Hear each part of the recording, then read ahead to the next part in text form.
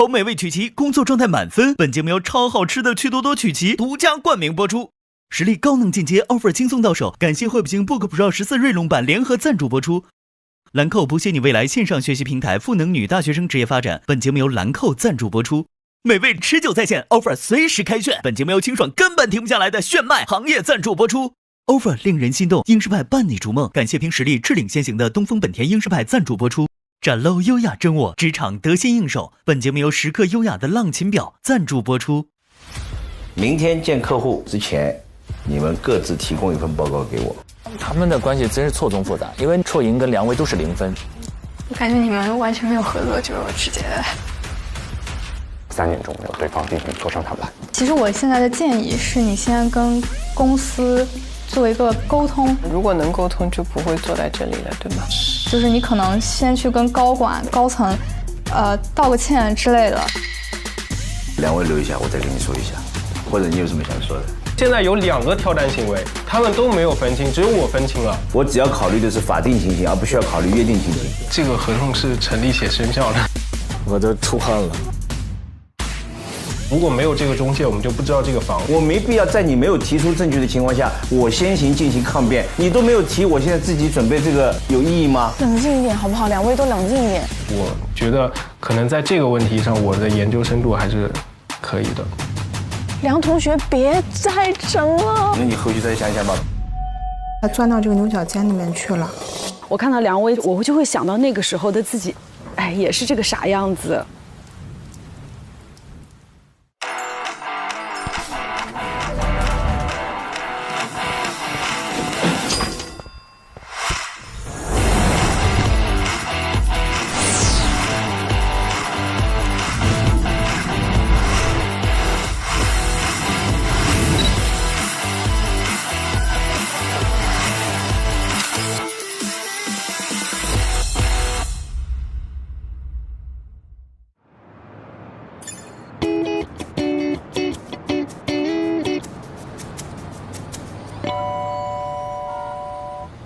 哦，你今天真的穿的比较的休闲。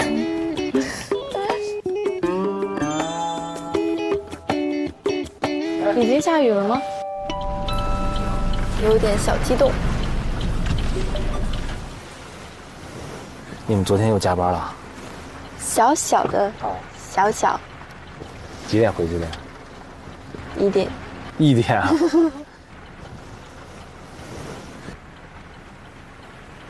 以前自己去见过客户吗？这种形式的，没有，感觉是没有的。因为这个案子是一个法律援助的案子。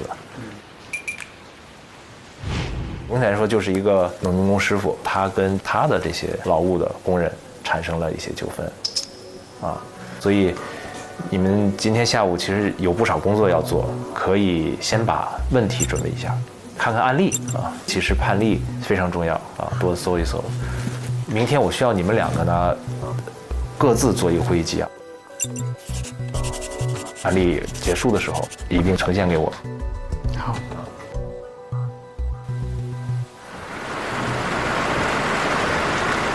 哇，这个雨真是……这个雨太……哎呀，我们就这么进来吗？可以啊，可以进来吧，反正的话都下雨了，不要紧了。把伞放外面吧，好。哎呀，不好意思，我们比较唐突这么过来。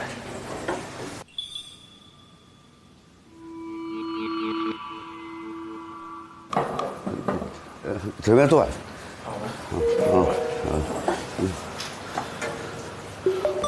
廖师傅您好我们是晋田工程律师事务所的实习生，知道您的一些情况，然后今天来给您提供法律援助。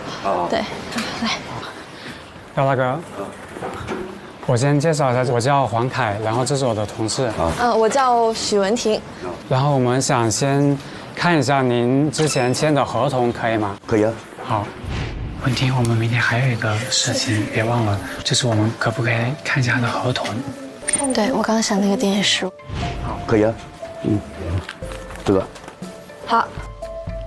就在枕头底下。枕头下面，重要的压着睡就怕。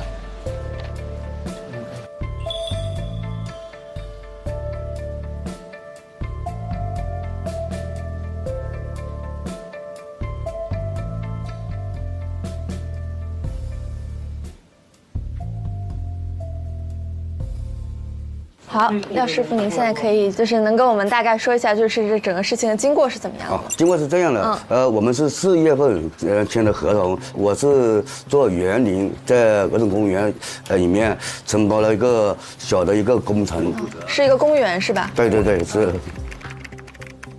然后的话，那个老板跟我是很好，就这个给一个小块的小工程给我做，他说给我赚点钱，就是这样意思。哦，明白明白。就是说我答应他把那个工程做完，就是说的话，他现在不守信，然后的话就经常拖。那您这个就是被拖欠的这个劳务报酬大概是多少呢？就您这边16万，16万。按照合同的话，他是要做完才给。那您承包的那个工程现在进度是怎样的？进度的话，从5月份开始到今天，只能完成了60%。那之后你们有遇到什么困难吗？他那个工地经常停电。那停电的这个问题是谁负责的？您知道吗？这个问题开始我是问曾老板，我说的话，我这个他一停电，我这里无法开工，他说要向上级汇报。有时他打电话，好就来电，好刚开始干了几分钟又停电。明白，等于说是您向您的那个老板提供这样的一个情况，但他实际上也没有这个事情也没有解决。对，还没有解决，每天都停电。他现在是停工了，所以的话，他口头的话就要算。我们现在就要把那个停工的那个费用加进去，不可能那个停了工的话不给钱吧？就是您本来以为就是可能工期是比较短，对，然后现在工期长了，所以您要付农民工的工资就增多了。对。哦。就是整个这个工期，他就一直都没有给过您任何，对吧？给了2万。给了2万了已经。对。他那个是好说歹说才给的，一般的话他停电我们没办法，所以的话下面人又问我要钱，那我就天天打电话磨来磨去才要一点点。对，理解理解。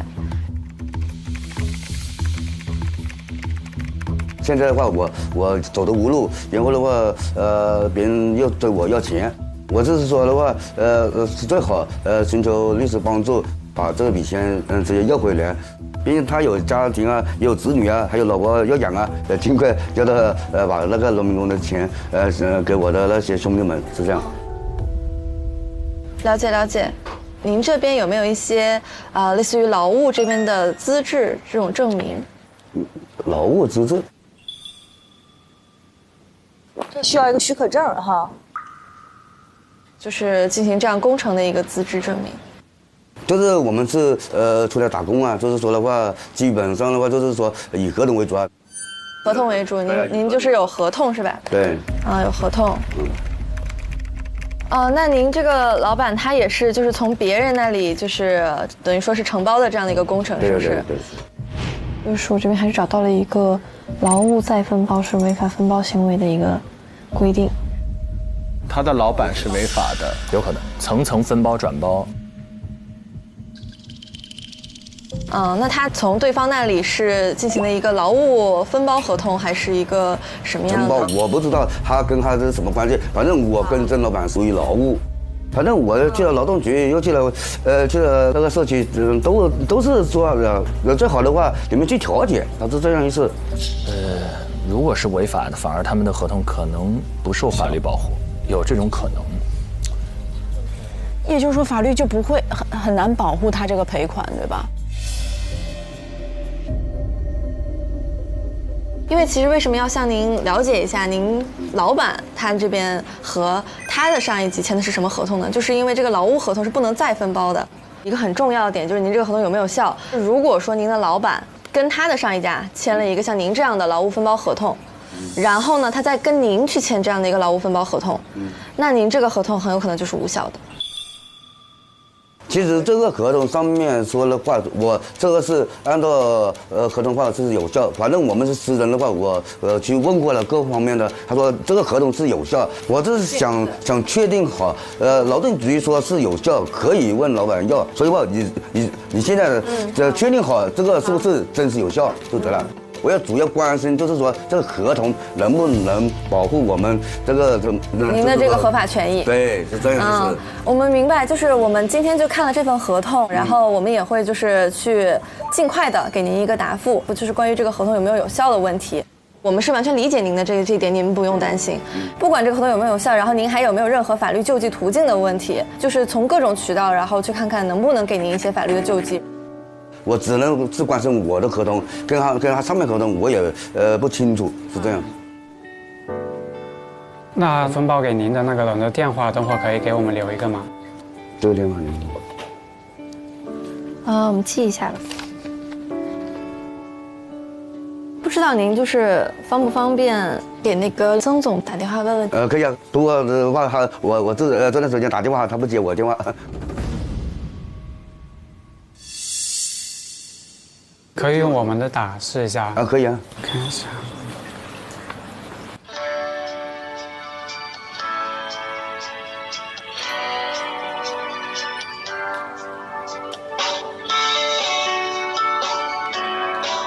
您好，您拨打的电话在打不通，找不到人了。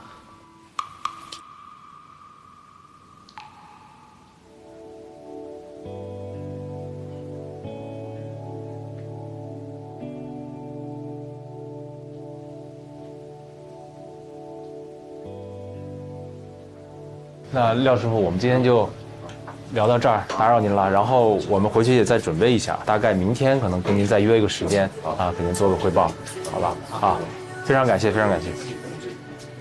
哎呀，怎么解决不完的难题呀？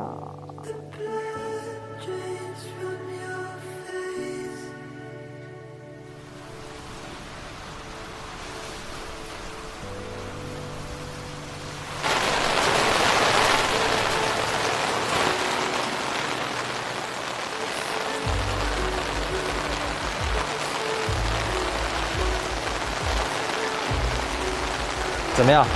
跟你们预期的或者是想象的，会难一点。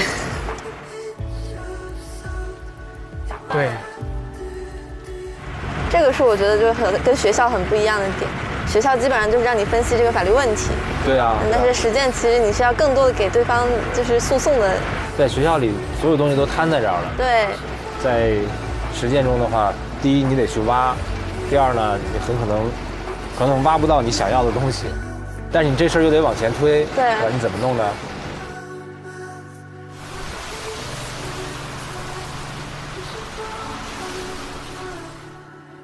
我再找找吧，使劲找，希望能找到证据。我等会听一下录音。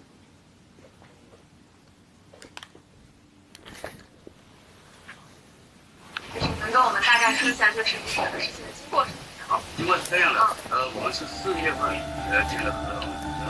这份工作真的很烧脑。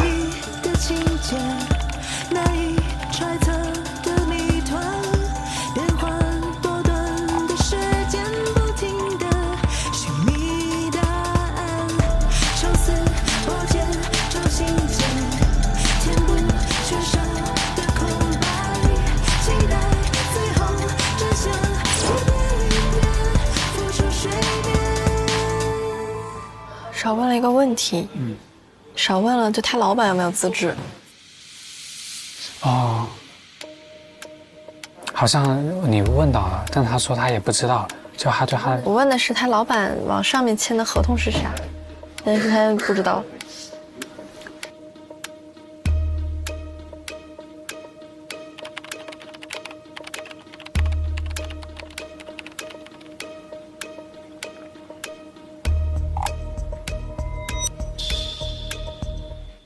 好像劳务分包给个人是不合法的，对吧？那这样他有没有资质，好像都不合法耶。反正就是还是主要看资质，我记得看看。好像是。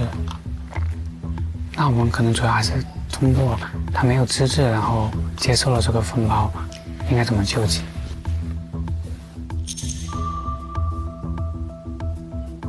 我觉得最重要的还是能联系上曾总。然后去确定签署的合同到底是什么性质的合同。然后我们现在给那个曾总打电话问问吧。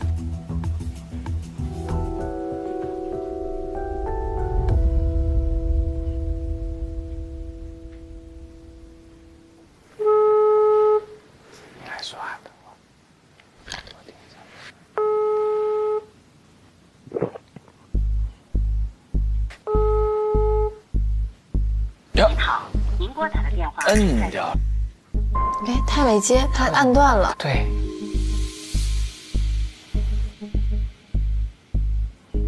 再打一遍不行，用我的打。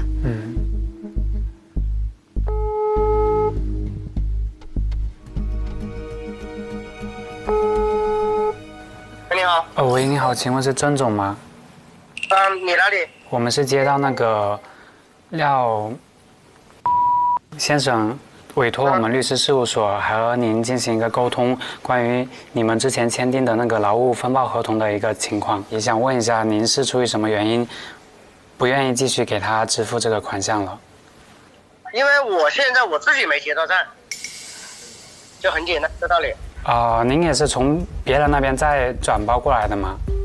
对啊，我上面反正就我现在了解啊，我应该是第4到第5道了。那想问您一下，就是您签的这个是工程合同还是劳务分包合同？我签的是劳务合同呀，我没有，就是我们这一行就是叫我只包工，我没有包料。那我从我上级的那个张总那边公司签下来的话，也是劳务合同。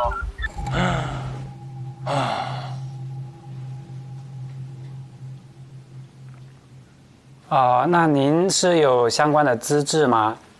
我有啊。既然老廖这么说了，那也找了你们该怎么处理就怎么处理，好吧？来。有点棘手啊。我要钱没有，包好几层。张总给了曾总，曾总再给廖总，还有廖总再给这第4层。就他跟他上面签的也是劳务分包，对他们这个疯狂劳务分包，我劳务下去，太完全违法。关键我感觉他们这样，只要一个环节出问题，那个钱就拿不到了。对啊，这上面的一个环节出问题，底下人都拿不到钱。对。您这边有没有一些劳务这边的资质证明？就是我们是出来打工啊，就基本上的话就是说以个人为主。劳务分包给个人是不合法的，对吧？您也是从别人那边再转包过来的吗？我应该是第4到第5道了。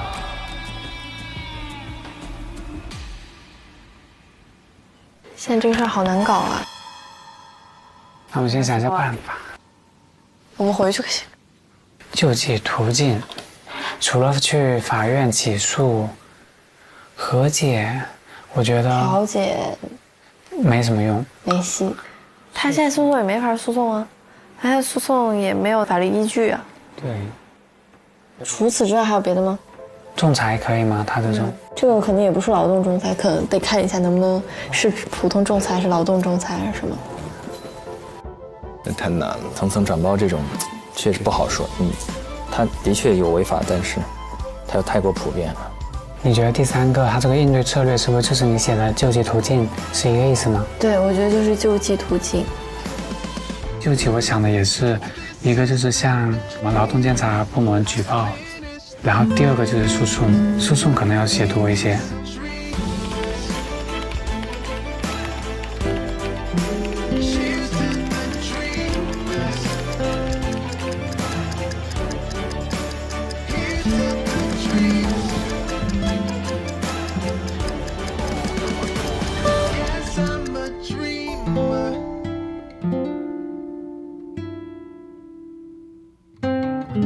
听完了这一次工地劳动报酬纠纷案，您听完之后觉得这个案件难在哪儿？我觉得最难的是不是人都说不清楚？我听了半天我都没有理顺。刚才看了整个他们去委托人的家里做了一个简单的这样一个调查，然后给我的初步印象呢，其实委托人承揽的这个合同啊，第一是层层转包之后，倒了几手才到他手里的。是。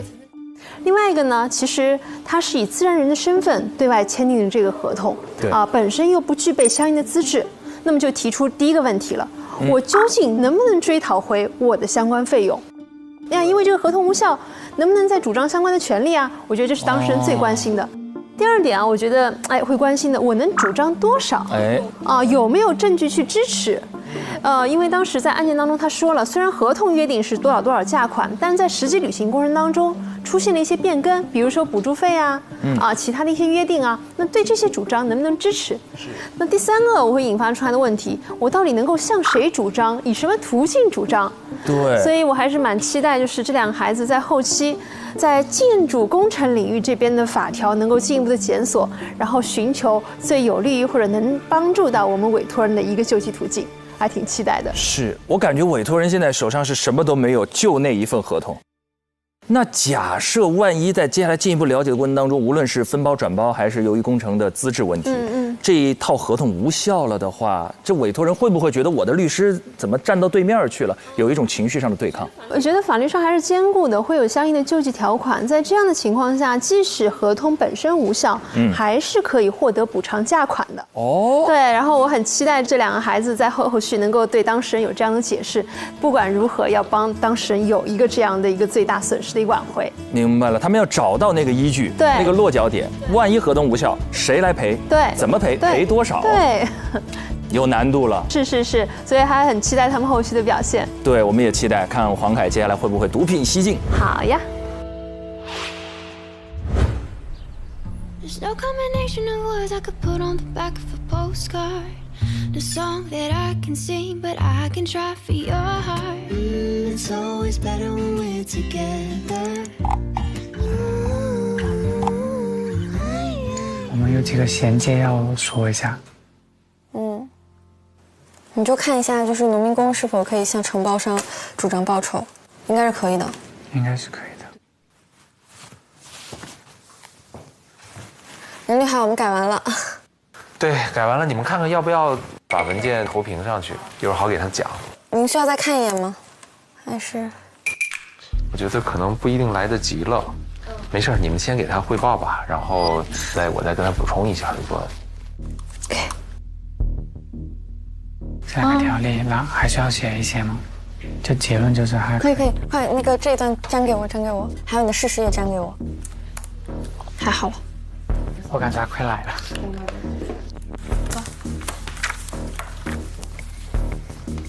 他俩我还没看出来分给谁，对他们配合的挺好的，他俩特别通力合作呀。他们身上根本看不出什么 KPI 呀，什么谁走谁留这事儿。等会儿就我先介绍完，你介绍完，介绍完之后，然后你有说接下来由你来介绍。我来是合同有效期。廖大哥，您先坐一会儿。好，您可以先稍等一下，我们马上就带您进去，在这坐一下。给您倒杯水。这有水吗？现在？这么早来？快来！不相信是我说的。接下来一些部分由您可以跟我们一起去我们的会议室。感觉抛除这种杂念，全情投入的时候特别好。这就太好看了，纯粹的力量。这是这边。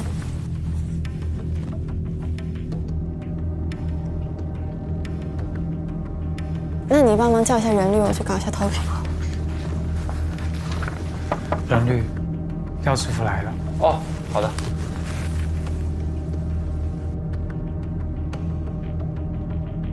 好，又辛苦您来一趟。好，对。然后一会儿呢，两位这个实习生会跟您再简单介绍一下我们方案啊，给您介绍一下。那你们准备好就开始。好嘞，好嘞。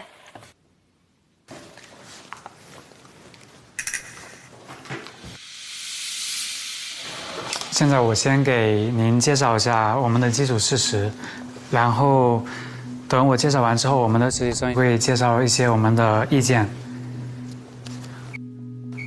我方委托人廖于2023年4月16日与真在9家签订劳务分包合同，分包范围为的铁艺劳务。委托人组织农民工于2023年5月8日开始施工， 2023年5月29日，施工现场开始出现停电问题，导致委托人工程施工进度完成到60%之后受阻停滞，从8月1号开始停工至今。然后接下来我们实习生先给您出一些分析意见。好的，廖师傅，您最关心的是合同是否有效的这个问题吗？我们昨天回来以后就进行了一个分析。首先，昨天向您了解到的事实就是，去做这个工程，这个施工有没有具备任何的资质？然后您的回答是没有的。然后在法律和行政法规其实一直都是不承认将劳务工程发包给不具备资质的自然人的这个合法性的。比如说《中华人民共和国民法典》第791条，建设部发布的《房屋建筑和市政基础实施工程分包管理办法》第14条也规定了，禁止将承包的工程进行违法的分包。所以说，劳务分包人的行为是一个违法的分包行为，所以会导致您这个劳务分包合同是无效的。再看第二点，就是劳务分包单位将其承包的劳务再分包的劳务分包合同也是无效的。在这个案件当中，其实曾总他跟您签订这个劳务分包合同，因为这个再分包也是无效的。但是我觉得，那为什么我都讲不通，为什么是无效呢？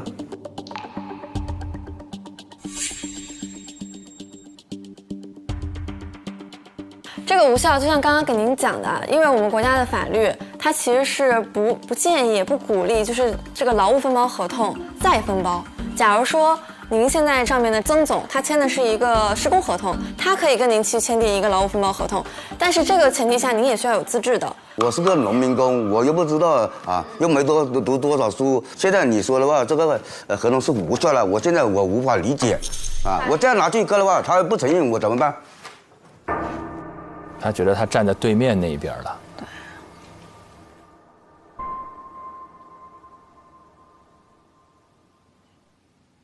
我们前面说的合同无效，是因为我们法律上的一些规定，您没有那个资质，包括曾总他分包给您是一个违法的程序，在这程序上，我们这个导致这个合同无效。在我们最开始承包这个工程的建设施工单位，他是有这个义务要给您和您的兄弟去清偿这个工资的。对，你刚才说我跟曾总的合同都无效，那农民工的他没合同的话，他也是无效，那怎么解释？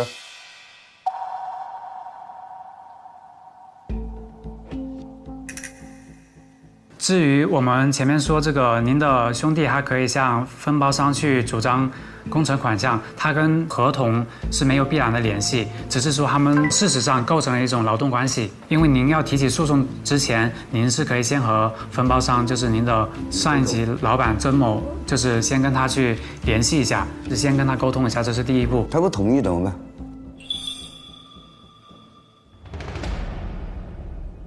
他如果不同意的话，我们就可以向劳动保障行政部门的劳动保障监察机构去举报投诉。这边是给您提供了一些地址和电话。如果还不行的话，就可以向分包商，就是曾某他住所地的人民法院深圳市人民法院提出一个申请支付令，然后这边有给您列出一些材料，你可以去那边写申请书。如果还不行的话，就可以走诉讼。他会不会认账？我是个农民工，我又不懂，我是只认定我要钱，是他叫我来，我跟他签合同，我只能问他要。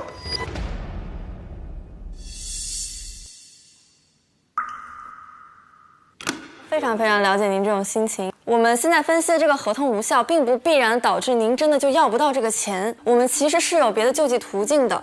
如何去主张这个劳动报酬的金额？第一个就是《民法典》第793条。关于工程价款的约定折价补偿承包人。然后在这个案件当中，您其实也跟我们反映了，就是您现在施工进度就是已经到达了60%，您其实已经施工了很大一部分了。完成的这一部分去检验一下，您完成的这个部分合不合格，质量是否过关？他这个检验，那个是自己检验，是给开发商检验，还是给我上面的老板检验？因为您这个工程其实有很强的专业性的，一般的法院在审理这种案件的时候，会向发包方让他去申请对于工程的质量进行司法鉴定。如果说合格的话，那么其实您是可以去给您进行一个折价补偿，可能不是原本的价款，但是至少给那些农民工的钱肯定是没有问题的，可以吧？那就好。如果是把那个农民工的钱能要回来，我自己的钱不要都无所谓。其实您知道吗？您不仅可以向曾总他去主张一个承担责任，您还可以代表您的农民工兄弟们向这个总包单位让他去承担责任。是根据了《保障农民工工资支付条例》这里，由施工总承包单位先行清偿，再依法进行追偿。所以说法律其实是有规定，如果说比如曾总这边我还挺惊讶的，他们能找到这条《保障农民工工资支付条例》。这个是能切实有效地帮助到农民工，可以最直接地保护到农民工的利益。如果您从曾总这边没有得到赔偿的话，其实您也可以考虑向总承包单位这边去进行追偿。这样也相通，也可以。然后这个农民工的身份，也就是说，您能帮您的哪些兄弟去要回这个款？这个主要是条例里面第2条，本条例所称的农民工啊，是指为用人单位提供劳动的农村居民，也就是说，在这个条例里面，它其实更偏向于把农村居民定义为农民工。但是，其实，在司法案例当中，城镇居民也是可以成为农民工的。所以这边建议把农村居民和城镇居民的这些兄弟们都帮他们去要一个补偿。这可以作为一个普法知识给大家看到这个案例。好多农民工朋友其实都有这样的困惑。其实，在司法诉讼当中，您可能也会比较担心的点是，您又不是那些兄弟们，您为什么就是可以替他们去进行诉讼？但其实，在司法实践当中，很多法官就基于这个条例是支持像您这样代表这些兄弟们，然后要求总承包单位进行垫付，所以这一点您可以放心是没有问题的。这样的话，也可以为自己的老乡他们要到钱。这才是法律援助、司法救济。他还给予了一些法律知识，太好了。因为您其实所理解的这个合同有效，比如说您会觉得按手印这个事情，然后包括它各种合同条款，它就这个合同就有效了，这是合同的有效的条件。但其实法律上面还会规定一些合同无效条件，也就是说，有的合同即使满足了前面这些要件，但它会因为一些无效的情形而造成它无效的结果。但是我们找到了法律这个依据去保障您可以要到这个钱。我们也特别希望您能够获得一个就是满意的结果，我们一定会尽全力帮您。对，漂亮，好棒啊！能不能盖2个章啊？哦，对，这组并驾齐驱。好啊，那您看您还有什么问题？就是等于你们的建议就是按照这个程序去做，跟那个老板一起再问上级，跟他们上面去联络。对对对。行，那今天我们就先聊到这儿。好，黄凯，你送一下廖师傅到楼下。好。廖师傅，我陪您下去。好。廖师傅，您眼睛慢走啊。好。好。哎呀，好好呀！盖2个章吧，我觉得盖2个章吧，看得很舒心，结果很舒心。我真心觉得这个节目很好哎，就是我中间也很担心这个农民工啊，或者这个分包的这个人拿不到钱。对。这可能是因为很多时候普法就是他并不很了解法律，但是通过这个节目也好啊，就是如果能够很多农民工的朋友们看到这个节目的时候，大家也可以从中学到很多的法律常识。是的，从而知道拿起法律的手段去保护自己，我觉得其实特别有意义。中间这2个细节非常帮助人，包括最后那几个条例啊，还有民法典具体的一些规定，清晰易懂，非常明确。总包单位先行垫付，再找中间一层一层追偿，几个字哇，一下就说清楚，心里有底。我们还有最重要的一个环节，对，我们让玲玲老师帮我们做出一个您心中想选谁，就是纯粹的现场这个委托人会面谈判的情况来看。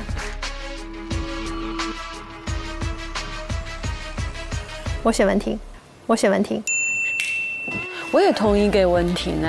如果我是代教老师的话，因为我会觉得，其实能够知道他们这个功课是1人1半准备的，但是我会觉得黄凯他更需要的就是表达，就是我觉得我会说要给文婷，就是让黄凯知道，你接下来如果有这样的争取的内容，你要更多的去表达，更多的去表现自己。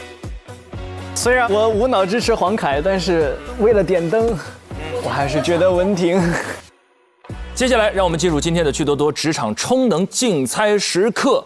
各位，根据刚刚他们见到委托人的表现进行投票，我们觉得在刚才这一组当中，更优秀的是许文婷的，请举手。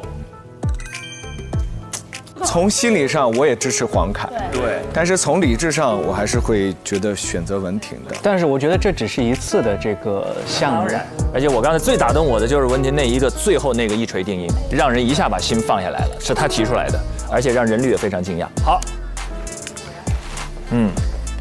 全票通过，各位没意见了我就盖了啊，3、2、1。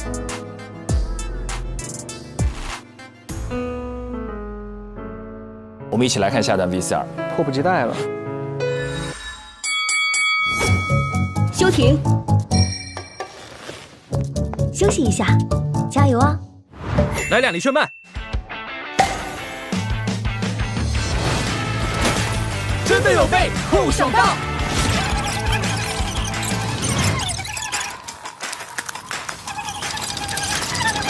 你们还要辩论多久啊？我们根本停不下来。美味吃酒，酷爽。这个讨论一下。好，马上。我先去搞个投屏。讨论是指关于待会儿要见客户的时候要注意些什么？但是我先要开投屏。但我这方面好像不太懂，就没有遇到过。这些我有个笔记，我待会儿就跟大家说一下我理解的一个客户会面是怎么一个样子。哎，好了，我来了。太好了，那我们就开始了。今天我就跟大家说一下，我平常在读研的时候，学校的怎么教我们要去跟客户会面这些就是我之前一些笔记。哇，英文版的。也就是跟客户面试的时候的一些 assessment 的 criteria， 就是首先我们要看的其实不是我们内容，而是主要是看那个客户对我们是否满意，所以印象是很重要。我们首先是要跟他们建立一个信任的关系，才可以让他们放心的跟我们说他的事儿，所以就是有一个 small talk， 比如说是今天天气，对，就今天天气很差，你是怎么打车过来的吗之类的，然后我们才进去下一步跟他说我们今天的内容是怎么做的，多用一点不同类型的问题，就是不要用 closed questions， 不要问他 yes or no questions。多问他一些 how, what, why 之类的 questions， 就能让他给我们一个更长的答案。好，应该就是差不多了吧。那好，我们演一次吧。好。你就先跟陈律在上面等我们。嗨，田先生。你好。请问怎么称呼？我是今天工厂的律师，我叫朱创意，你可以叫我朱律师。有一种莎士比亚那种戏剧的感觉。今天过来大雨吗？有没有堵车啊？没有，今天天气挺好的。是吗？我们刚才好像下大雨了。刚才吗？是啊，你没看见吗？我以为是今天下雨了。你们在演话剧吗？两个人在朗诵，就有华丽的音色，鼻腔的共鸣。他们自己也需要解压。其实这么聊一聊、闹一闹，心里也松弛了。好紧张啊！紧张。对。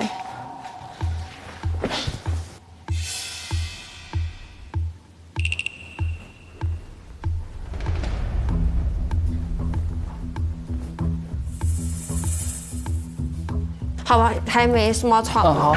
欢迎来到我们今天工程的办公室。这位是我们的梁律师，还有陈律师。您之前是联系过我们，是关于一起房产买卖的诉讼。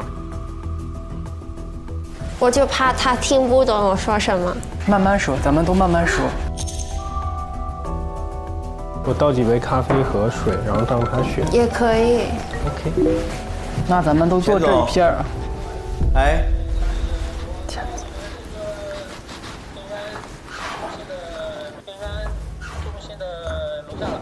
OK， 那个是高区啊，我找个律师下来接你。好，行，我让他来接你哈。好，拍一下。你们谁去接一下？我和春莹去。好，那个你电话记一下。陈律，钱总长什么样子？我认一下。一个小平头。就是寸头。个子中等个子。好。你带卡了吗？没带。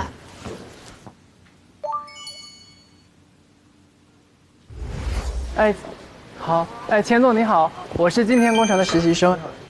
钱总您好，我是金田工程的实习生朱戳莹，你可以叫我朱律师。好，咱们这边走。抱歉让你久等了。下来的是有一点慢。先走。咱们走吧。这边。这边。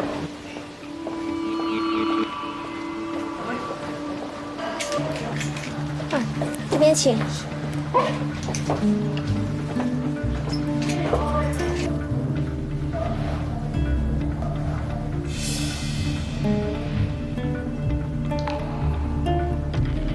您过来一切都顺利吗？还行啊，路上堵吗？不堵。还好，这个时间点啊，早上的话会非常多，因为最近早上天天都下雨。钱总好像有一点点情绪。欢迎来到我们金田工程的办公室。这位是我们的实习生，讲话好可爱。他Kimberly 太好笑了。对，天气比较好。对，上午在下雨。对，是雷暴雨呢。哦，陈律师，啊，欢迎，你坐这边。好。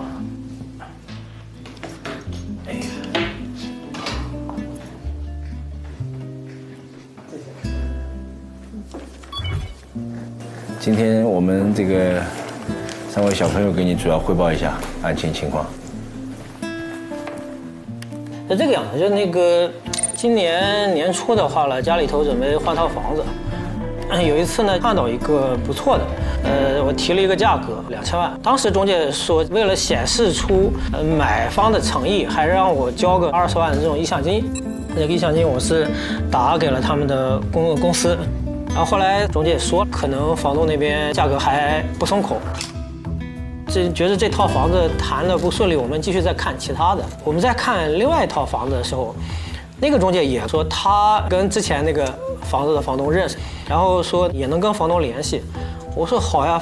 后来第2天那个中介就给我打电话了，我们现在都搬进去住了，是前2天家里头收到法院的传票，他不提我都还忘了，我还有20万在第一个中介那我没要回来。哇塞，大致就这么点事儿。好的，谢谢你告诉我们，谢谢你对我们的信任啊！但是我们有些小细节还是想要再了解一下，比如说就是这个定金协议，那当时候他有没有跟你解释里边的一些条款是什么意思啊？大致上说了一下，你要说具体条款的话，我们也不是专业的，也没有仔细看。反正就是中介 A 没有跟你解释清楚，确保你知道每个条款的意思，是吧？解释不解释的，当时我是觉得不重要的。我还有一个问题，签了这个合同24个月之内不能和其他人去订立任何的相关交易。关于这个条款，他有没有着重和你解释一下？你拿那条我看看。好。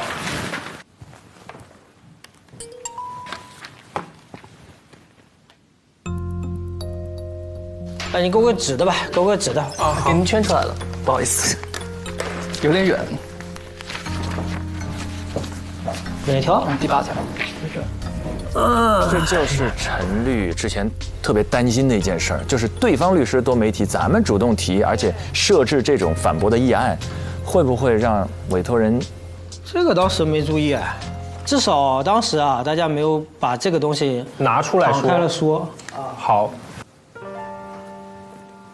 但这个玩意儿，我觉得他说我跳单嘛，对吧？所以我也想请教一下你们这个法官那边会怎么认为这个行为的性质呢？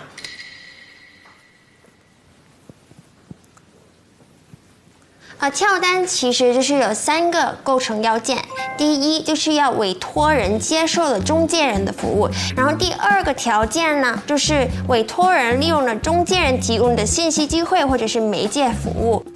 第3个就是委托人绕开中介人，直接订立合同。但是呢，其实根据这3个要点，我们都可以去调整一下，到底这些要点是不是成立。要是其中1个不成立的话，那您的行为就不构成跳单了。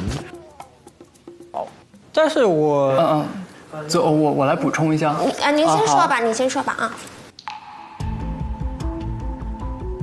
我想一想啊，就是。我觉得我又不是他又没有给我谈下来，对吧？这也不是他把房东的信息给我的，所以我觉得这个最后促成交易的不是他。所以就是说，他提供的服务根本你就不能利用他所提供的东西去达成协议，那就是我们可以挑战您的行为根本不构成跳单的一个重要的理据。我概括一下。好，对您有利的事实就包括暗设房屋不是中介 A 独家委托，所以这个可以证明您是通过其他合法途道获知涉案房源的房源信息的。中介 A 也并未说服王某将房款降到您的要求数额，因此可以证明您和王某在中介 B 的居间下这样的一个房屋买卖合同，并没有利用中介 A 的任何条件或者是机会。我们给出的意见是建议您主张您的行为不构成跳单行为。对。如果您觉得这一个策略可行的话，我们建议您再提供一些证据，去证明王某没有同意中介 A 提出的2000万的报价。我觉得这是证明这个没有跳单行为的一个关键证据。我不知道啊，我问问他。好。刚才2位律师都是从有利的角度给您各方面举证还有不利的地方吗？也稍微有一点，因为房源是中介最核心的信息点，它即便不是所谓的独家房源，但是你也是通过中介 A 去获取到这个房源，它可能会以这个角度来攻击你，说你还是利用了这个信息。你说的这个房源是他们的核心资源，这个我认可，但是有可能他们拿到的这个信息都不是一手的。对，是，所以我不认为这个是什么太大的问题。跟陈律之前办公室里说的是一模一样，没有把它理顺。其实，那如果对面提出，我们也可以稍微准备一些，比如这个房源在其他中介网站上的一些截图，咱们也可以保留一下。那我把地址给你们，你们看找看吧。好，我们来负责找，你放心就好。好。关于您的那个所谓的意向金的问题，我觉得我们可以展开聊一下。一码归一码嘛，对吧？合同里头写的很清楚，这个不是中介费，连中介费都不是，意向金。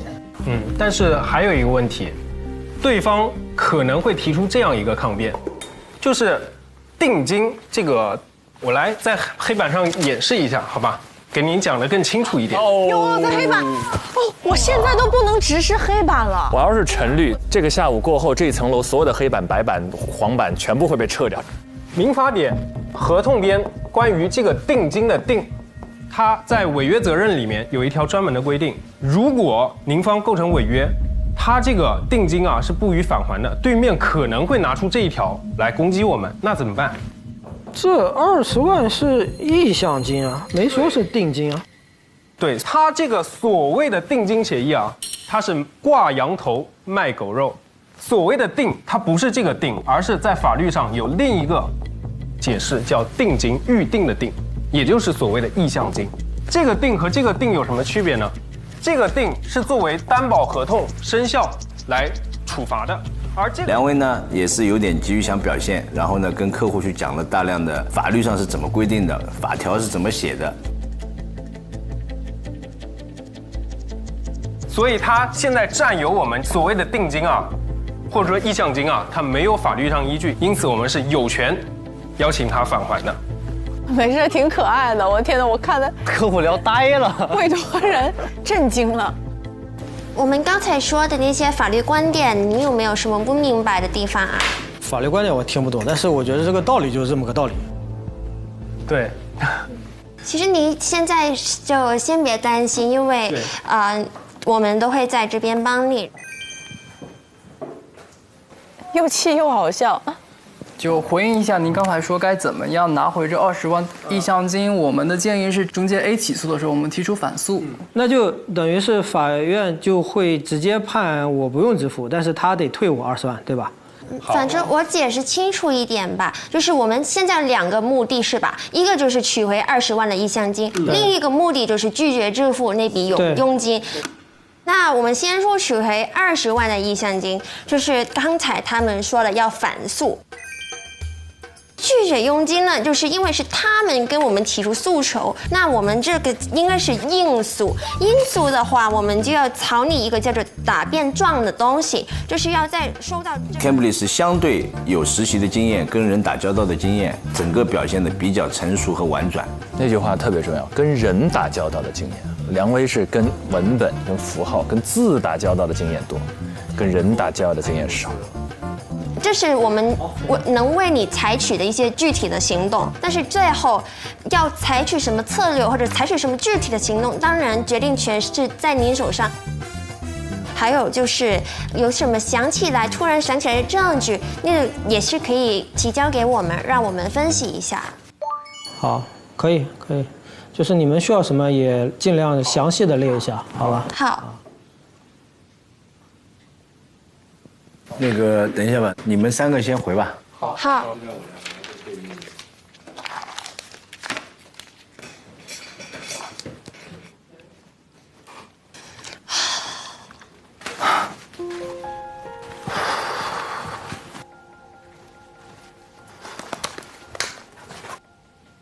结束啦，我快要晕了。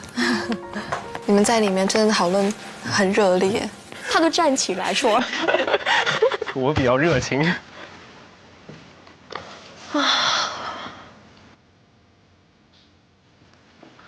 那个是不是要写那个会议的总结什么的？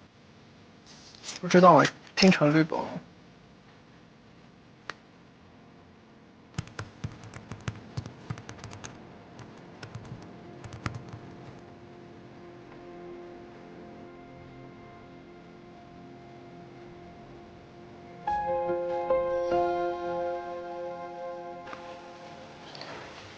是要猜了吗？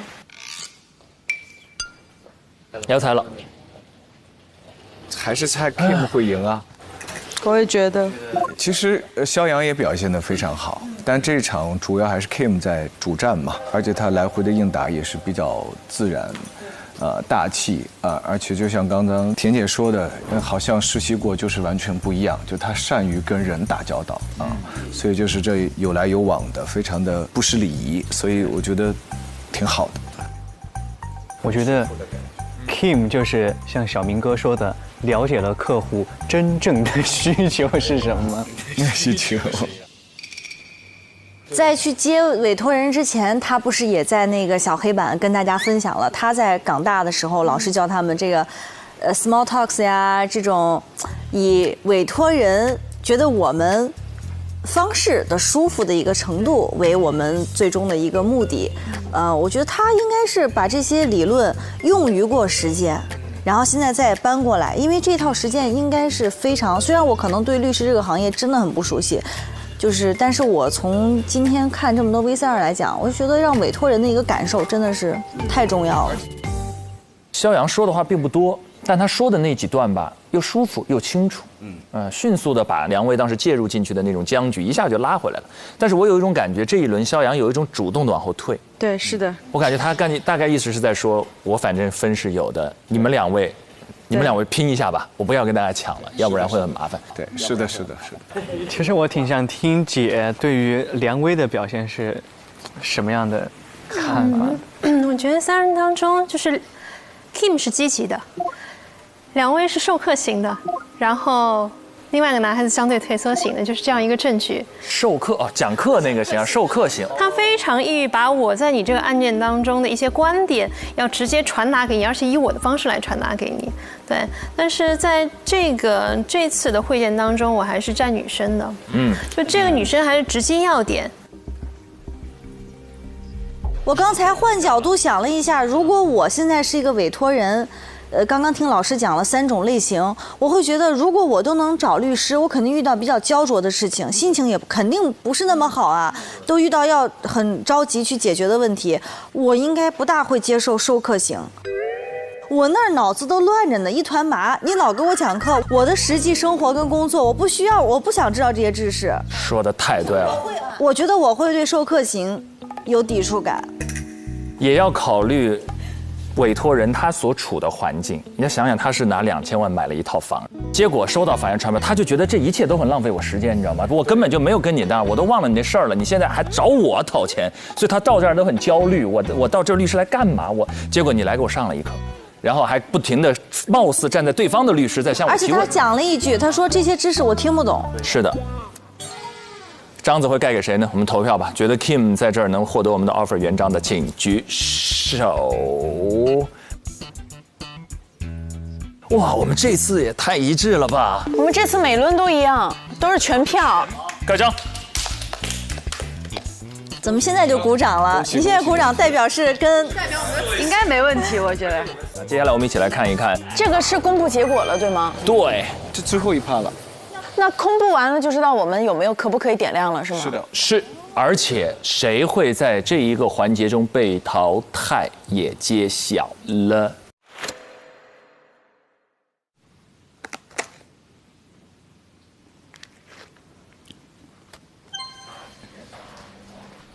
走吧，1号会议室。现在？对，现在。你跟你老板说一下，让他去1号会议室。现在，好吧。你们都别先搬啊，都别急着下班，一会儿给你们课题3的考核结果。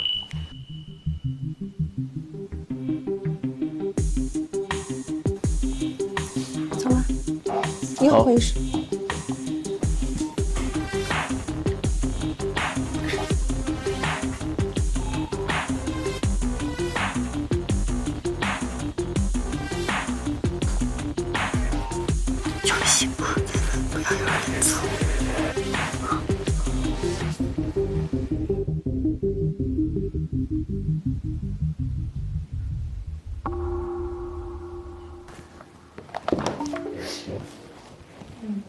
你们各自说说组里的情况吧，然后你们会把 KPI 给到谁？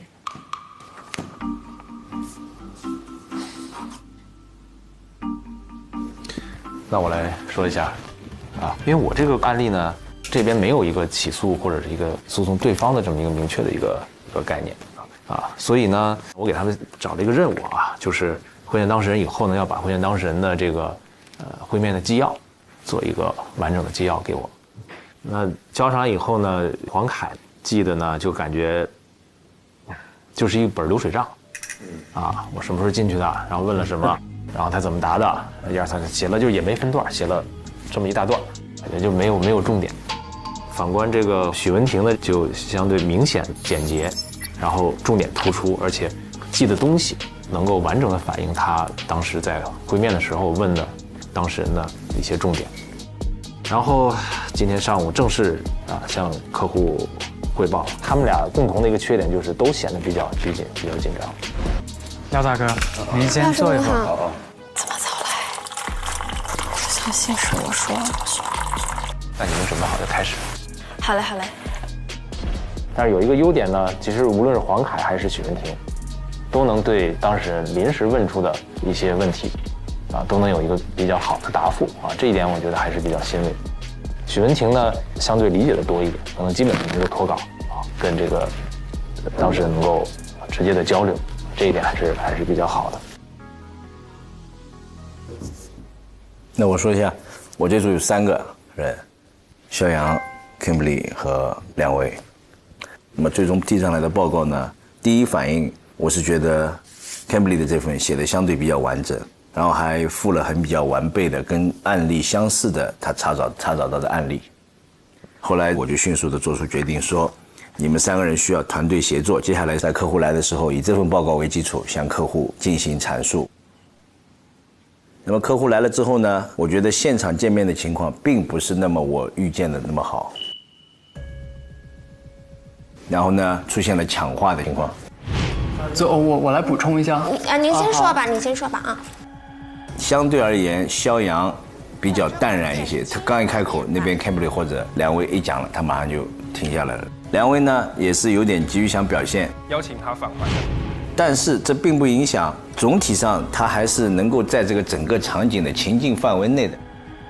在整个待人接物或者说跟客户沟通的过程当中 ，Kimberly 是相对整个表现的比较成熟和婉转。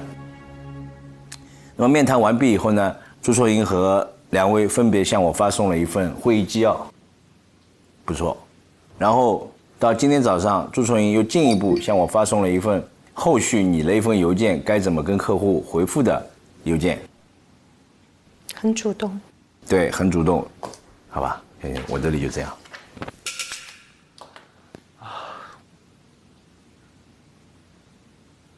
我觉得我那个决定是最难的。客观来讲的话，我觉得汪雨桐在整个的完成过程当中的话，是体现了他的法律功底的，而且他非常刻苦。课题布置下去的第2天，他就给了我一个非常完整的内部汇报报告。写了一份那个分析报告，然后给您看一下。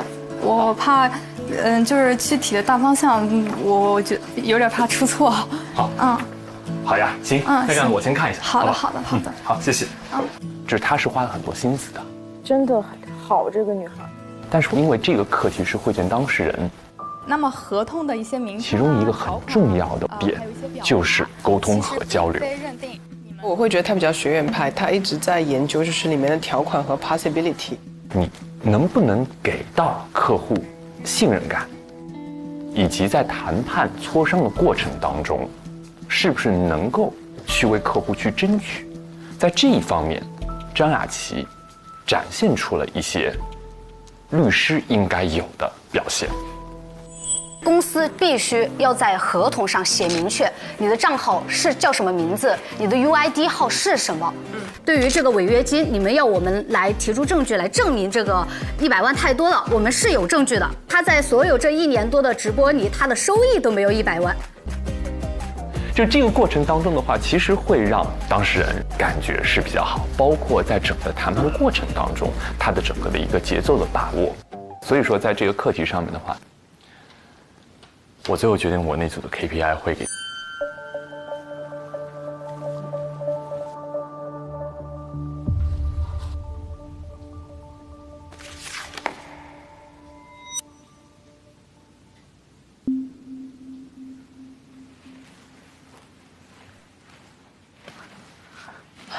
救命！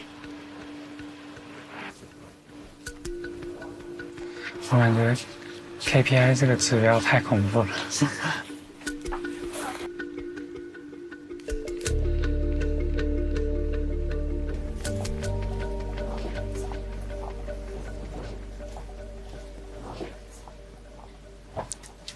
准备收邮件。来了。是要发结果了吗？救命啊！不敢开啊。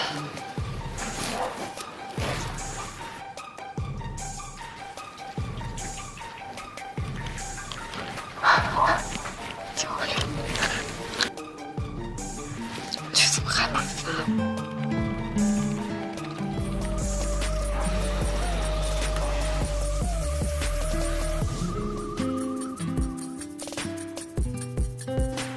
来了，你收到了？收到了。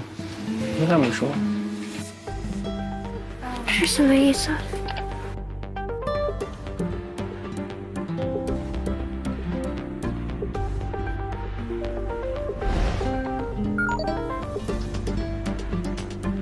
哇，我们全对。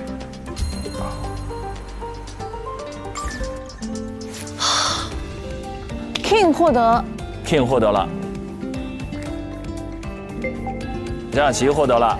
我们全对。全票全中。汪雨桐和梁威是吗？是。我最后决定我那组的 KPI 会给张雅琪。汪雨桐是。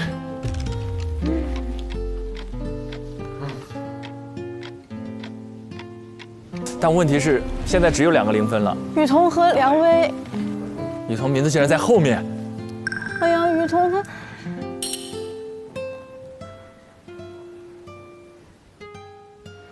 我可能要走了。梁威。那这2个人还要再进行最终 PK 吗？对，导师团应该会最后商议决定出1位。雨桐、梁威1号会议室。刘律从来没有1个字儿多，请查收邮件，1号会议室。哇塞，狙击枪一样。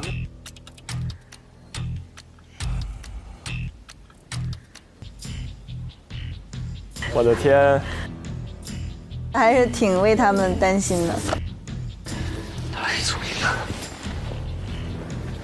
我希望能加入一个就捡了便宜。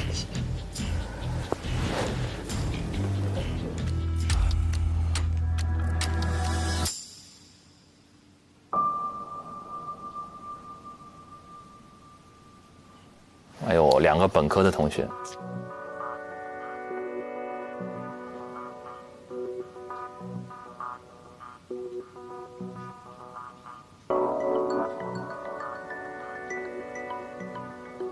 是这样的，按照我们的规则，今天是有1位会提前结束实习，所以给你们俩最后的一次机会，就是告诉我们留下你的原因会是什么。哇，还给1次发言的机会，拉票，对呀，最后时间把握好。谁先来？这种时候最难得说点什么呀？不知道，我说不出来。突然觉得自己有什么样的成长，分享给我们，给我们一个留下你的理由。可能我的成长就是，从学生思维到律师思维的一个过渡，这个可能也是我在未来职业道路中很重要的一个方向。杨辉。在前3次的课题里，我更偏向于个人的发挥，而忽视了团队的合作。往后的课题里会更加注重对全局的把握，以及和队友的合作。梁威最应该说雨桐那句话呀。那通过这几天的实习，现在怎么看待律师这个行业？我没有改变，我还是坚定的选择律师作为我的终身职业规划，我不会改变。我有一点怀疑。完了，这有变数。哎，你们觉得可能会让谁走？在雨桐说这句话之前，在你问之前，我一直以为是梁威，但是你问完我，就我之前也会设想压力会很大，然后强度会很大，但是我没有想到这么大，跟我的预想有一点差距。但我后续应该会调整，还是会坚持律师这条路。因为雨桐是我这一组的，我在这一刻我只想告诉雨桐，你非常的优秀。你刚才告诉我是说你在过去的几天的实习里面，你最大的感受是压力。但是作为一个代教律师，我更多的看到的是你的成长。所以我希望你能够理解这一个课题，它只是因为我们今天整个评议机制的原因，导致了这样子的一个结果。它绝对不是对你能力的否认。所以说我相信这一点，你一定要记住。硬汉柔情，真的洛律好好啊！我觉得洛律讲的我都要哭了，我都要哭了，我也是。我感觉洛律自己都想哭了。为什么会有这么好的代教？我天哪！可能你对未来的一些职业的选择有一些怀疑。人生就是一个不断的去探寻自己真正想要追求什么的一个过程。一定不要因为我们今天这一道课题的一个评分而忘记你当初的初心。字字珠玑，洛律就最典型的硬汉柔情型，长得非常的硬汉，也很严肃，但内心其实还是很温柔的一个人。我就是说一下，因为梁威在我这组里面，我就简单跟梁威说几句。在实习过程当中，我也看到你身上有进步和成长的地方。我觉得你有比较缜密的思维，能够在很多复杂的关系当中找到一些点，并且进行深入的挖掘。这我觉得是作为一个年轻律师在成长路上所必须具有的一些品质。但是也要反过来说，这个优点同时也可能是成为你的不够好的地方。抓细节没有错，但是它是不是全案的关键点？我如果在找准了关键点的情况下，继续深究下去、挖下去，那这就是一个非常大的成就。不能抓了小放了大，是不是存在这个可能性？所以你自己要回去反思。那就请2位先回到座位等一下，我们还需要最后的合影。啊，好。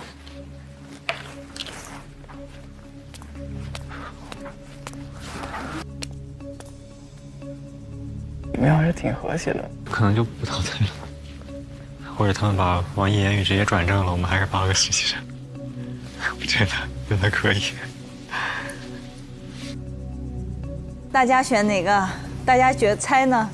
我觉得雨桐需要拖一把，但是2位需要摧毁一下，把它那个东西破了，它才能立。但那种摧毁是有毁灭的风险和几率的。但是如果涅槃重生，对啊，它也会很好的，我觉得。这个时刻，带教导师有多捍卫自己的学生，就成为决定性因素。哎呀，真的，哎呀。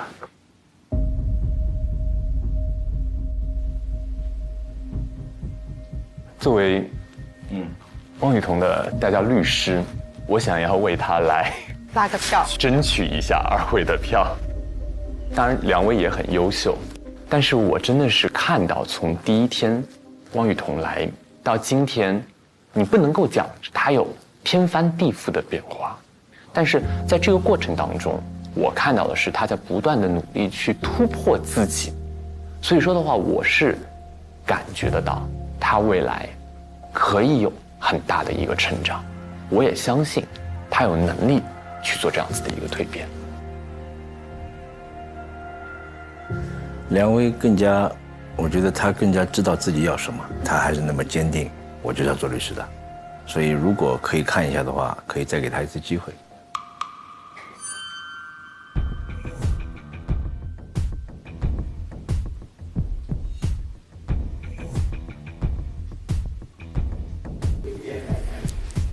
怎么？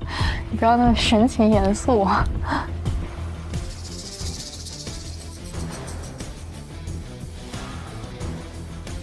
好。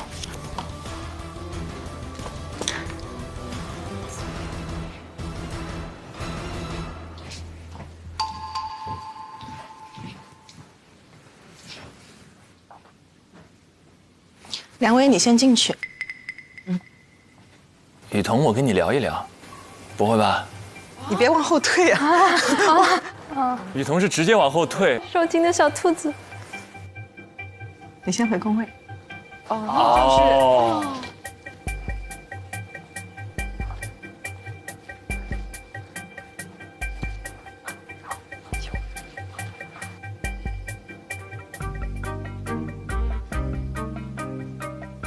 出结果没事。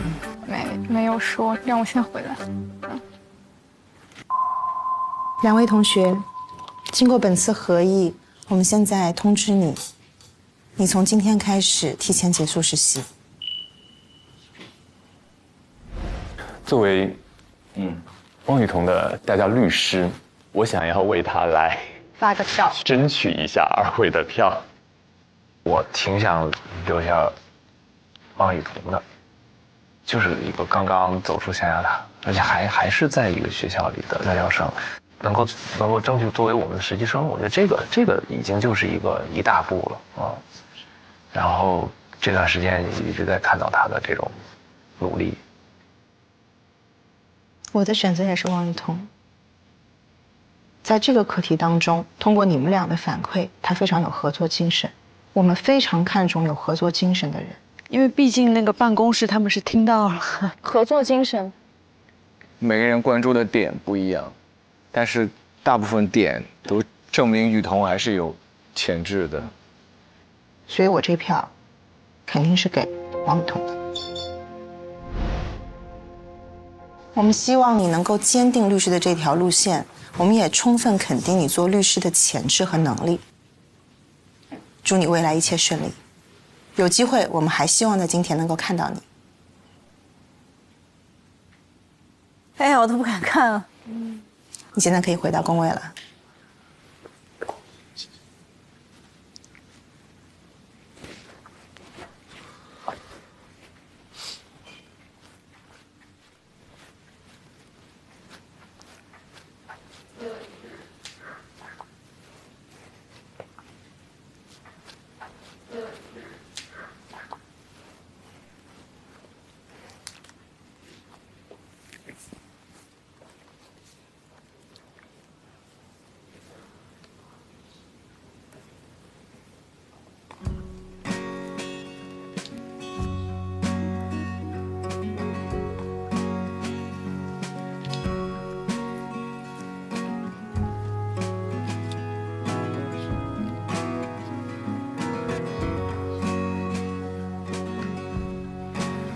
那个大家，我就先结束实习了，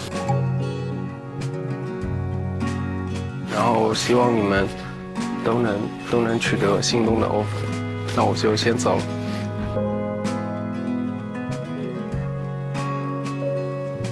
哎呦我的妈呀！我先结束实习了，那你来替代我吧。好，拜拜，拜拜，拜拜。你们都站起来干嘛？是要为我送行吗？这是。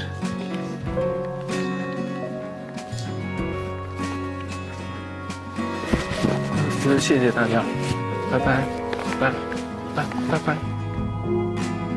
哎呀，太戳了。你现在就咱们吃个饭吧。就这样。可以啊，可以。肖阳还是那个温暖的肖阳。去哪里吃就随便找一家。我有地方。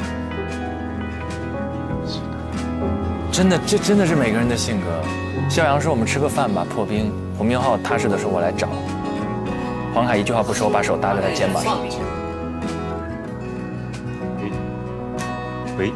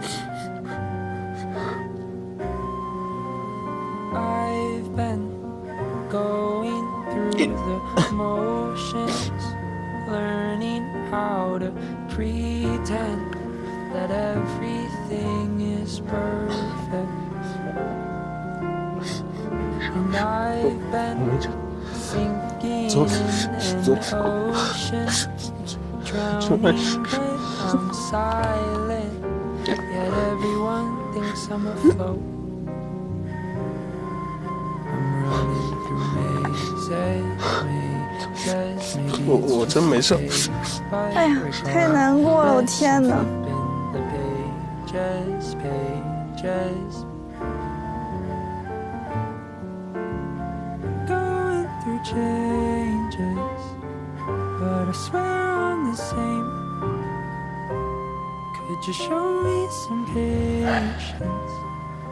而且两位还是第一个走进这个实习的实习生，他是第一个进来的。是的。我就觉得特别心疼他的一点就是，其实他那些对抗，他就是想赢，或者他害怕。这就是每个人人生必经的一个点吧。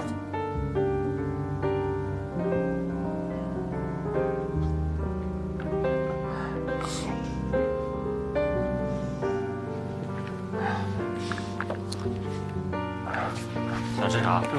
都可以。没事，这就一次实习。对。你看，你们多陪陪他。然后小伙子又不是生死离别，必须要成长啊！那么多优点的，肯定可以。加油！我们还是很期待未来在这个行业里面看到你的。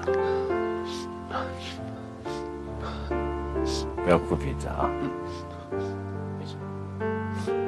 还有陈律，你的合同真的是有效的。这是特别大的一个优点，我觉得特别执着。Oh my god！ 他说最后一句还要说那个合同真的有效，这可能也是个优点吧。他这个劲儿要是用对了，以后一定会有很大的成就的。他太可爱了，天！谁也没想到在最后的时候。各位律师好，我叫梁威，毕业于苏州大学的法学专业。对于一个应届毕业生来说，我的学历和自我的能力可能都不是特别的出众，我还是觉得先有一个平台，脚踏实地，先学点东西。好，刚刚公牌之后，我们就正式成为今天工程的一员了。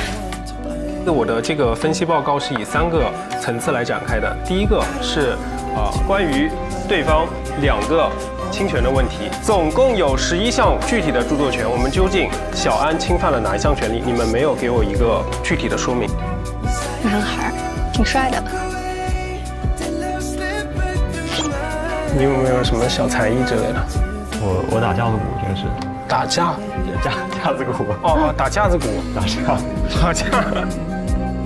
你叫肖阳？哦，我叫肖阳。我英文名叫肖恩，我们俩是一个组合，你知道吗？小杨肖恩。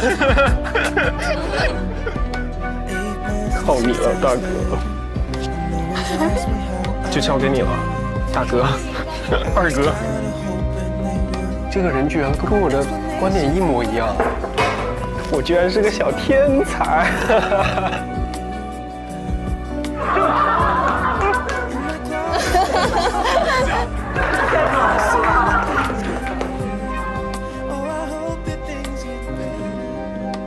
如果今天工程并没有留给你实习的机会，你下一步人生规划是什么？因为我的终身的职业规划是成为一名律师，我一定会成为一名优秀的律师。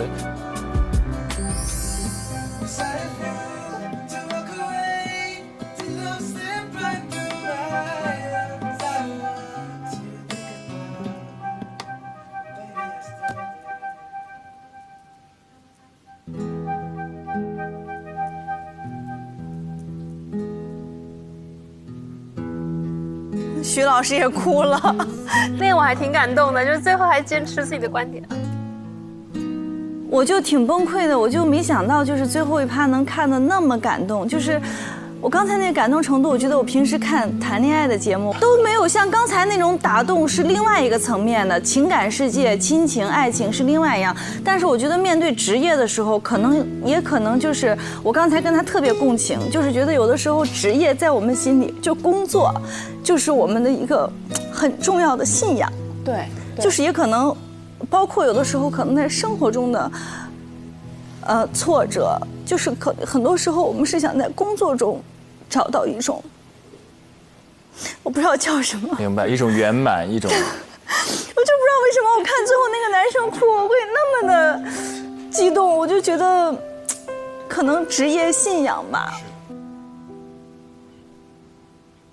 人生很多追求是有阶层，我特别理解田仁老师说的话，就感情那些是上层建筑，但这个是一个底层的基石。这个要塌了都不知道怎么去找爱情，对，就有那种感觉。是的，是的，好可爱你。不是，我很纳闷，我怎么看到他刚才哭，我就有点绷不住了。我以前想象不到我会来参加一个职场节目，我也想象不到我会在一个职场节目上很激动。我居然没有发现你跟晶晶俩人在这，我的天哪！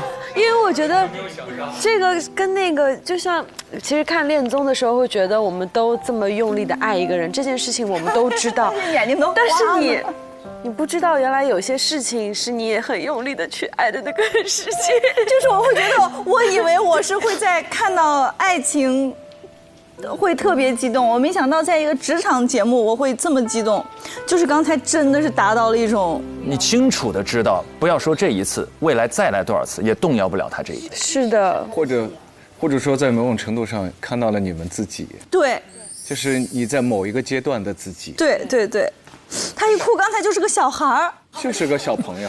你们俩要是此时此刻就见到两位，有什么话想跟他说吗？哎呦妈呀！别见了，要哭好久，抱头痛哭，哭好久。可能我们仨都一块哭好久，徐老师也哭了。对啊，徐老师，我也哭了。对，就是，其实也是那个点触动我了。就是像小明哥说的，我看到了他当年的那个我，就当年那个很赤诚，然后为了自己的法律信仰，就聚焦于某个点的那种执着。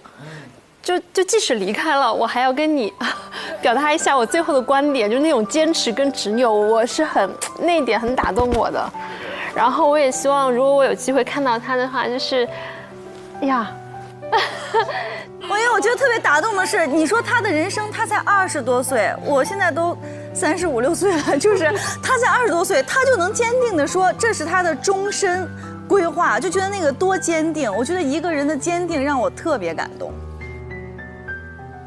说实话，之前他无论是在辩论环节还是在这一次，无论看到他有多么就是特别挥洒自如，但实际上我们内心为他纠结的时刻，我们只是为他揪心，但我们从来没有发自内心的觉得他的那些行为有，比如说我们开始甚至有些负面情感或负面情绪，真的没有。我们是为他揪心，想让他赶紧走到另外那条道上。我后来一直在想，背后支撑的就是这种赤子之心。就赤诚，因为我知道他对事不对人，我知道他只是淤在他那个信仰上，那个信的那个点上。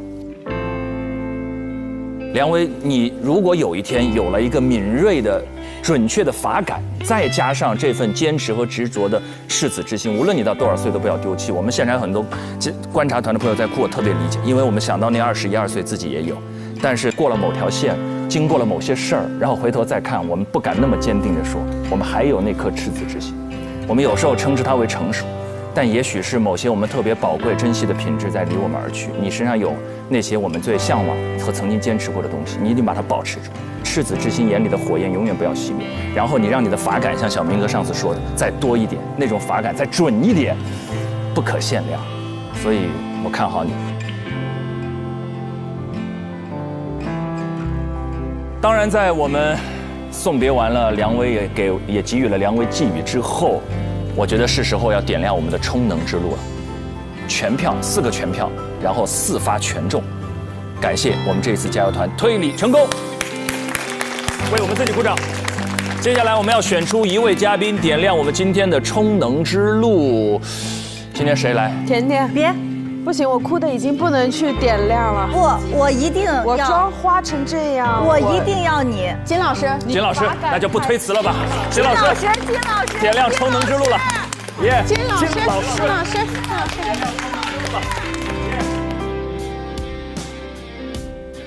那接下来，下面一起进入今天的趣多多职场充能时刻，让我们倒计时3、2、1，然后点亮本届的第2站充能之路。3、2、1，优雅，金老师优雅，好优雅，梨花带雨，但是也是优雅极了，美极了。在这一次见委托人的案件考核当中呢，我们非常遗憾地送别了实习生梁威，但我们最后的那一轮的探讨，我相信梁威看完之后也会知道，这也许是他接下来蜕变和成长最重要的时刻。击碎不是在任何时候都是坏事，在某些时刻是重生的开始。那接下来我们也要恭喜王艺言语，恭喜朱臭银、张雅琪还有许文婷4位实习生在考核当中胜出，他们的表现让我们加油团都十分惊喜。4位女孩，恭喜你们！那目前，哇天哪，踢馆新人王艺言语 KPI 排名第1。还要提醒汪雨桐注意的是，你是现在唯一仅存的最后一个0分的同学了，好好再见。在接下来的课题当中，他们又会遇到什么样的挑战，遇到什么样的委托人，又会有什么样的表现，让我们拭目以待。感谢各位的陪伴和观看，下期再见，拜拜。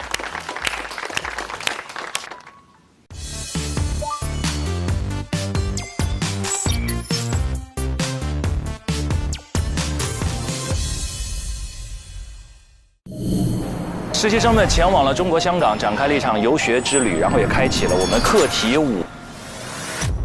第5个课题，香港的模拟法庭。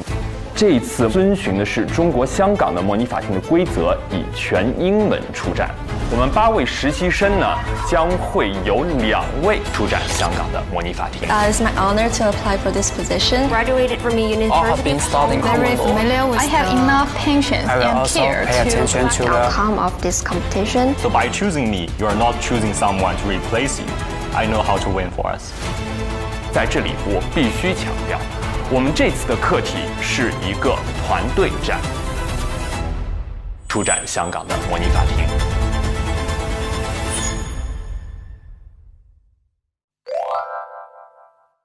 一口美味曲奇，工作状态满分。本节目由超好吃的趣多多曲奇独家冠名播出，实力高能进阶 ，offer 轻松到手。感谢惠普星 Book Pro 14锐龙版联合赞助播出。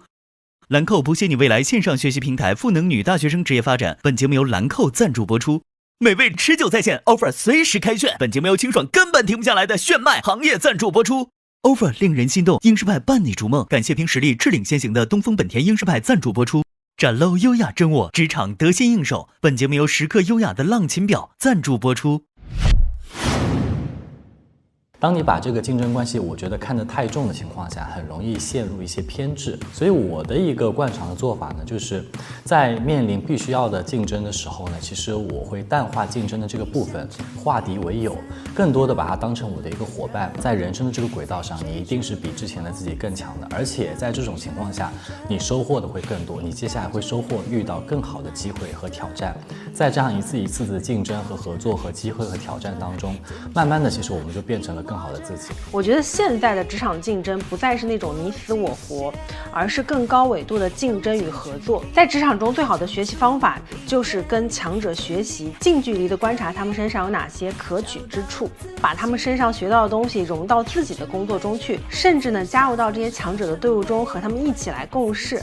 这样就可以把竞争关系变成共赢关系。找对手呢，大家可以采用这个+1原则，比如工龄比自己大1年的，级别比自己高1级的，业绩好10%的，因为双方的经验、认知和背景都差不多，更容易理解彼此，追赶起来也更快。你在竞争中就更容易去获得成果，得到一个正向反馈，这样就可以进入到一个积极的循环，越做越好。上腾讯视频令人心动的 offer 第5季节目讨论区，参与节目投票话题讨论。上微博参与令人心动的offer议题辩论，畅所欲言你的观点。更多精彩资讯尽在新浪娱乐、微博综艺、新浪综艺。感谢独家社交媒体平台微博对本节目的大力支持，感谢首席合作媒体新浪娱乐、微博综艺、新浪综艺对本节目的大力支持，感谢网易新闻、新浪新闻、界面新闻、智娱、成果娱乐、影视聚焦、环球在线、Do News、一点资讯、华语之声、天翼视讯、WiFi 万能钥匙、中华万年历、知乎、立成传媒对本节目的大力支持。令人心动的 offer 第5季，每周2、周3 19点更新上下集，会员抢先看48小时，每周5中午12点加更版，每周6中午12点陪你看 offer， 会员专享更多精彩，周中还有独家采访、神秘直播随机掉落。